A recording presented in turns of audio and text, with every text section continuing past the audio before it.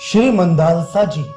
श्री मंदालसा जी गंधर्वराज विश्वावसु जी की कन्या थी। इनका विवाह परम यशस्वी एवं तेजस्वी महाराज शत्रुजित के पुत्र कुबल्याश्य से हुआ था। मंदालसा भगवत भक्ति में निमग्न रहने वाली एक पति परायण सुंदरी थी। उनकी प्रतिज्ञा थी कि जो भी मेरे गर्भ से जन्म लेगा उसे फिर गर्भ में आने की आवश्यकता नहीं पड़ेगी। विवाह के उपरांत उनका पहला पुत्र हुआ। राज्य में चारों ओर आनंद छा गया। राजा ने उनका नामकरण संस्कार कराया और उस नवजात शिशु का नाम रखा गया विक्रांत।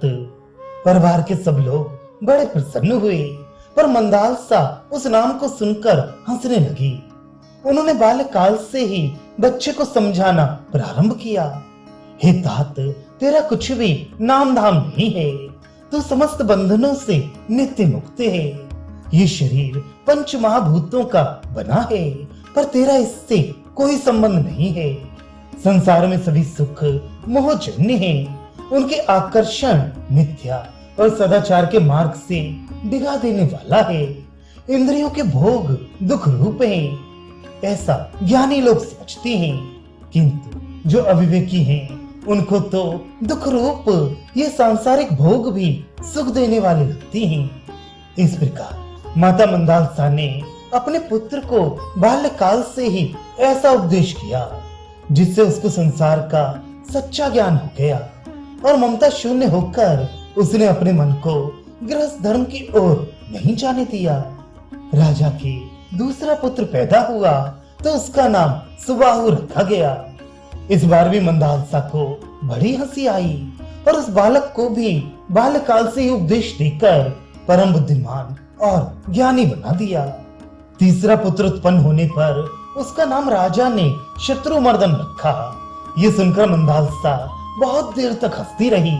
उसने इस तीसरे बच्चे को भी निष्काम कर्म का उपदेश दिया और उसको संसार एवं विषयाकर्षणों से विरक्ति करा दी। यथा समय मंदालसा के चौथा पुत्र उत्पन्न हुआ। जब राजा उसका नामकरण करने को चले तो मंदालसा मंद मंद मुस्कुराने लगी। राजा उनको मुस्कुराती हुई देखकर बोले, देवी, जब कभी भी मैं नामकरण करता हूँ तो तुम बहुत हंसती हो। इसका क्या कारण है? क्या मेरे द्वारा रखे गए तुम्हारे पुत्रों के विक्रांत, सुबाहु और शत्रुमर्दन नाम अच्छे नहीं हैं? यदि ये नाम अच्छे नहीं हैं, तो इस बार तुम अपना मनचाहा नाम रख लो। मंदालसा ने कहा, महाराज, आपकी आज्ञा का पालन करना मेरा परम कर्तव्य है। अतः आपके आदेश अनुसार इस चौथे पुत्र का नाम मैं रख दूंगी। मंदालसा ने उसका नाम अलर्क रखा और कहा, ये अलर्क अपने कार्य, ज्ञान और बुद्धि से संसार में विख्यात होकर बड़ा भगवत भक्त होगा। राजा आश्चर्य में डूब गए और बोले, देवी, आप तो मेरे द्वारा दिए हुए नामों पर हंसा करती थीं, पर वास्तव में तो तुम्हारे द्वारा दिया ये असंगत नाम अलर्क ही हास्यप्रद है। बतलाइए तो इस नाम में क्या विशेषता है? मंदालसा ने समझाया, महाराज, नाम तो केवल व्यवहारिक कार्यों के निर्वाह के लिए ही रखा जाता है, अन्यथा उसकी संगति होती ही कब है। आपने भी अपने पुत्रों के नाम निरर्थक ही रखे हैं। देखिए, आपके पहले पुत्र का नाम विक्रांत है। विक्रांत का अर्थ है गति, और गति एक स्थान से दूसरे स्थान पर जाने को कहते हैं। जब यह पुरुष आत्मा सर्वव्यापक, आकारहीन, अमूर्त, अगतिशील, अज, अमर और अचल है, तो फिर उसका नाम विक्रांत कैसे रखा जा सकता है? हे पृथ्वीनाथ, उसी प्रकार दूसरे पुत्र का नाम सुबाहु है। वह भी निरर्थक है, क्योंकि निराकार आत्मा की बाहु कैसे हो सकती है? आपके तीसरे पुत्र का नाम है अरिमर्दन। ये नाम भी बिल्कुल असंगत है। जब समस्त प्राणियों के अंदर एक ही आत्मा है, तब कौन किसका शत्रु हो सकता है? मूर्तिमान शरीर का मूर्तिमान शरीर मर्दन कर सकता है, पर अमूर्त आत्मा का अमूर्त आत्मा किसी भी प्रकार से मर्दन नहीं कर सकता। जब इतने निरर्थक नाम संगत हो सकते हैं और लोक व्यवहार के उपयोग के हैं, तो अलर्क नाम ही आपको असंगत कैसे प्रतीत होता है? राजा उसकी बात मान गए। मंदालसा इस चौथे पुत्र को भी वही ज्ञान प्रदान करने लगी। इस पर राजा ने उन्हें रोककर कहा, तुम ये क्या कर रही हो? पहले पुत्रों की भांति इसको भी ऐसा उपदेश देकर मेरे वंश परंपरा का उच्छेद करने पर क्यों तुली हो? यदि तुमको मेरी आज्ञा का पालन करना है तो इस पुत्र को प्रवृत्ति मार्ग में लगाओ, नहीं तो वंशोच्छेदन के उपरांत पितरों का पिंडदान समाप्त हो जाएगा और विभिन्न योनियों में पड़े हुए जीव असंतुष्ट रहकर महान कष्ट उठाएंगे। देवता, मनुष्य, पितर, भूत, प्रेत, गुह, पक्षी, कृमि और कीट का जीवन भी तो ग्रस्त के अधीन है। अतः इस पुत्र को तो ऐसा उपदेश करो कि अपने क्षत्रियोचित कार्यों में लगकर यह लोक एवं परलोक दोनों लोकों में उत्तम फल प्राप्त कर सके। पति परायणा मंदालसा ने पति की आज्ञा से ऐसा ही किया। उन्होंने अपने चौथे पुत्र अलर्क को ऐसी शिक्षा दी जिससे वह गृहस्थ धर्म स्वीकार करे।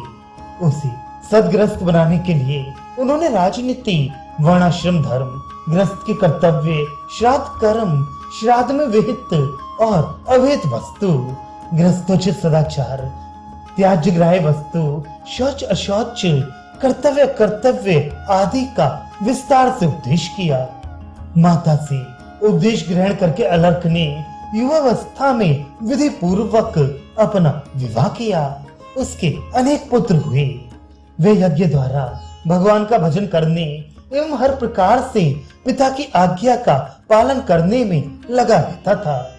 जब राजा ऋध्वज वृद्ध हो गए तो उन्होंने अपने पुत्र का राज्याभिषेक कर दिया और स्वयं देवी मंदालसा के साथ वन में जाने को तैयार हुए।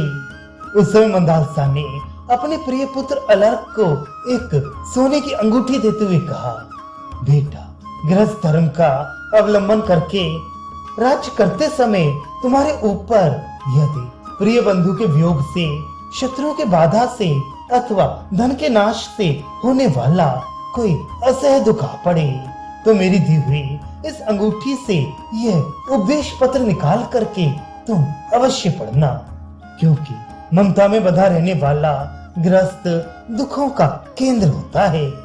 ये कहकर महाराज ऋध्वज एवं महारानी मंदालसा तपस्या करने के लिए वन में चले गए और अलर्क माता के द्वारा बतलाई गई राजनीति से राज्य करने लगे। बहुत काल बीत जाने पर एक बार मंदालसा को ध्यान आया कि मेरा पुत्र अलर्क अभी तक विषय भोगों में फंसा हुआ है। वह यदि इसी प्रकार आनंद से राज्य करता रहेगा तो उसे किसी प्रकार भी वैराग्य पैदा नहीं होगा। ऐसा विचार कर उन्होंने अपने पुत्र सुबाहु को आदेश दिया कि वह अलर्क को किसी प्रकार इस मोह और माया के बंधन से मुक्त करने की कोशिश करे। माता की आज्ञा से सुबाहु अपने भाई को माया मोह के बंधन से छुड़ाने का विचार करने लगे। अंत में उन्होंने यही उचित समझा कि अलर्क के किसी शत्रु राजा का सहारा लेना चाहिए। ऐसा विचार कर वे काशीराज के पास गए और प्रणाम करके अलर्क पर आक्रमण करने की प्रार्थना की। परम बलशाली एवं शक्ति संपन्न महाराज काशीराज ने ऐसा ही किया। थोड़े समय के युद्ध के उपरांत ही अलर्क की संपूर्ण शक्ति नष्ट हो गई। उसके ऊपर आपत्ति का वज्र टूटने वाला था। वह घबराया। उसी समय उसने अपनी माता जी की दी हुई अंगूठी में से उपदेश पत्र निकाला और पढ़ा। लिखा था, संग का सब प्रकार से त्याग करना चाहिए, किंतु यदि उसका त्याग ना किया जा सके तो सत्पुरुषों का संग करना चाहिए, क्योंकि सत्पुरुषों का संग ही उसकी औषध है। कामना को सर्वथा छोड़ देना चाहिए, परंतु यदि वह छोड़ी ना जा सके तो मुक्ति की कामना करनी चाहिए, क्योंकि मुक्ति की इच्छा ही उस कामना को मिटाने की दवा है। इस उपदेश को पढ़कर अलर्क के मन में भगवत प्राप्ति की कामना पैदा हुई और वे सत्संग के लिए व्याकुल हो उठी। वे आसक्तिहीन परम सौभाग्यशाली पाप शून्य महात्मा दत्तात्रेय जी के पास गए। कुछ समय तक उनके साथ सत्संग किया और उनसे तत्व ज्ञान प्राप्त करके सब विकारों से मुक्त बन गए। दत्तात्रेय जी ने उन्हें समस्त ज्ञान देकर कहा कि अब तुम जाकर पृथ्वी पर मुक्त अवस्था में विचरण करके भगवान की भक्ति में अपना मन लगाओ। दत्तात्रेय जी को प्रणाम करके निरासक्त ज्ञानी अलर्क काशीराज के पास आए और अपने भाई सुबाहु के सामने ही उनसे बोले, काशीराज, राज्य की इच्छा रखने वाले तुम इस बड़े हुए राज्य को भोगो या इसे चाहो तो सुबाहु को दे दो। काशीराज ने कहा, युद्ध तो क्षत्रिय का परम धर्म है, तुम उससे व्रत होकर अधर्म का मार्ग स्वीकार कर रहे हो। अलर्क बोले, महाराज, आपकी बात बिल्कुल ठीक है, परंतु अपनी माता की कृपा एवं दत्तात्रेय जी की उपकार भावना से मुझे सच्चा ज्ञान प्राप्त हो गया है। मैं उस स्थिति पर पहुंच गया हूँ जहाँ न कोई किसी का शत्रु है, न कोई किसी का मित्र, न कुछ सुख है न दुख। वहाँ संसार में व्याप्त द्वंद्वों का स्पर्श भी नहीं है। अलर्क के ऐसा कहने पर सुबाहु धन्य धन्य कहते हुए अपने भाई का अभिनंदन करके काशीराज से बोली, महाराज, मैं जिस कार्य के लिए आपकी शरण में आया था वह पूरा हो गया।